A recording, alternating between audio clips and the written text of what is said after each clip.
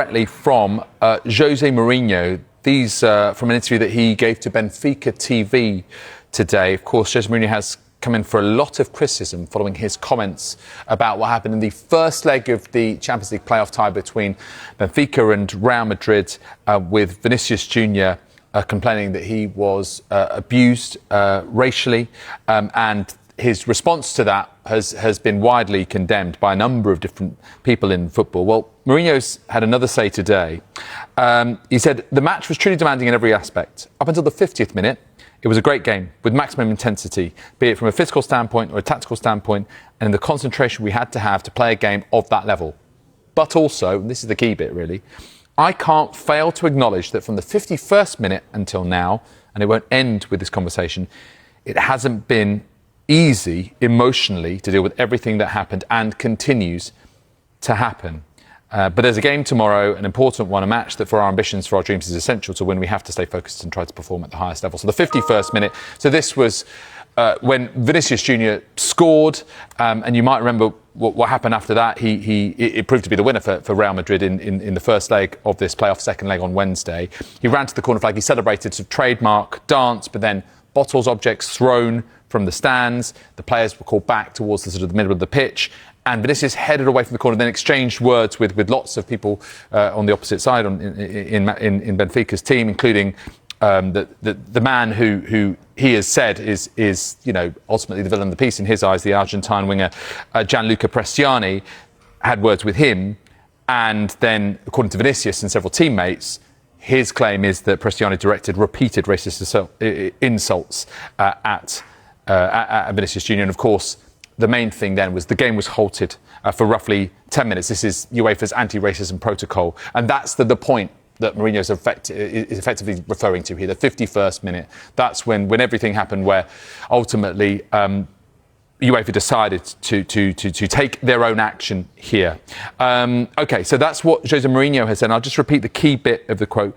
From the 51st minute until now, it won't end with this conversation. It hasn't been easy emotionally to deal with everything that happened and continues to happen. Benfica have, whilst we've been talking to Kevin, issued a statement in which they fully support their player, Gianluca Prestianni, and his version of events. They also reaffirm that they are committed to their historical and unwavering commitment to defending the values of equality, respect and inclusion.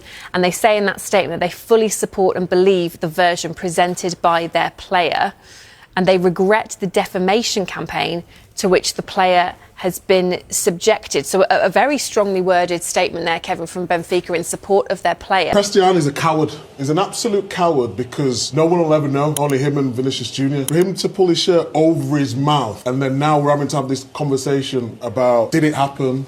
Didn't it happen? His reaction, Vinícius Júnior is not going to lie with something as serious as that. When you see that moment there, you almost just feel sorry for Vinícius Júnior. And then reaction from the crowd, they're giving him some. They might not know the situation, but everyone's on social media now. People know what's going on. And for him to get that abuse after he was the one who allegedly got abused, I just don't think it's right. Debates erupting across social media and the global football community. Supporters are divided, critics are demanding even stronger action. And football authorities are standing firm on their zero-tolerance stance against racism. The decision could have massive consequences for competitions, players, and the club's future in Europe. Is this the strongest message yet in football's fight against racism, or the beginning of an even bigger controversy? The football world watches as the fallout continues to unfold in dramatic fashion. European football has been rocked to its core after UEFA delivered a stunning verdict, following the explosive racism investigation involving Benfica. What began as a heated on-field controversy